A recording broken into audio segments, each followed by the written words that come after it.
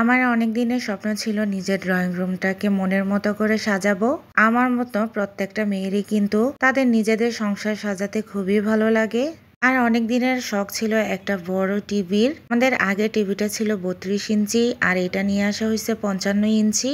যে দোকান থেকে টিভিটা নিয়ে আসা হয়েছে সেই দোকানের ভাইয়াটা সুন্দরভাবে এই টিভিটার বক্স থেকে আনবক্সিং করছিল। সুন্দরভাবে কিন্তু উনি টিভিটাকে সেট করে দিয়ে যাবে আর আগে টিভিটাকে নিয়ে যাবে। এটা সনি টিভি আর কি। আর আমি তো এখানে ওনাদের কাজগুলো খুব ভালোভাবে দেখছিলাম। আমার কাছে খুবই ভালো লাগছিল। একটা বড় টিভির অনেক দিনের শখ ছিল। আসলে আমরা যারা মধ্যবিত্ত আছি তারা তো চাইলেই একদিনে সবকিছু করা সম্ভব না। ধীরে ধীরেই কিন্তু সংসারটা গোছাতে হয়। সেক্ষেত্রে আমিও কিন্তু ব্যতিক্রম নই। আমিও ধীরে ধীরে আমার সংসারটাকে আস্তে আস্তে করে গুছিয়ে নিচ্ছি। সবকিছু যদি চাইলেই একদিনে করা যেত সেটা তো কোনোদিনও সম্ভব না। আমরা যারা চাকরিজীবী মধ্যবিত্তরা আছি তারা কিন্তু এভাবেই আমরা আমাদের শখগুলো পূরণ করে থাকি। তো এদিকে টিভিটা সেট করা হয়ে গেছে আর ওই ভাইটা সবগুলো সেটিংস উনি দেখিয়ে দিচ্ছিল আর আমি তো খুব মনোযোগ সহকারে দেখছিলাম যে কিভাবে কি করতে হয়। এই টিভির কালারটা জাস্ট ওয়াও।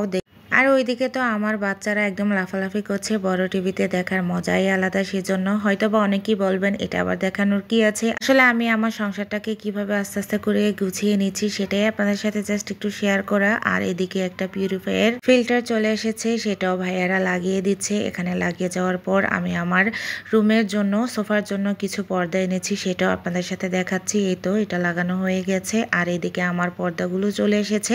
এখন পর্দাগুলো আমি আপনাদের সাথে শেয়ার করব লাগিয়ে। প্রথমে বললাম না যে আমি আমার ড্রয়িং রুমটাকে খুব ভালোভাবে সাজাতে চাই, সেজন্যই আর কি টুকটাক যেভাবে পেরেছি সেভাবেই সাজিয়ে নিয়েছি। প্রথমে সোফার কাভারগুলোকে আগে চেঞ্জ করেছি, কারণ আমার আগের সোফার কাভারগুলো একদমই নষ্ট হয়ে গিয়েছে। আর এই সোফার কভারটা বানাতে দিয়েও যে একদম 15-20 দিন পরে কিন্তু ওনারা দিল।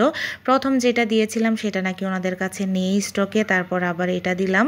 আর এই কালারটা কেমন হয়েছে অবশ্যই কমেন্টস করে জানাবেন।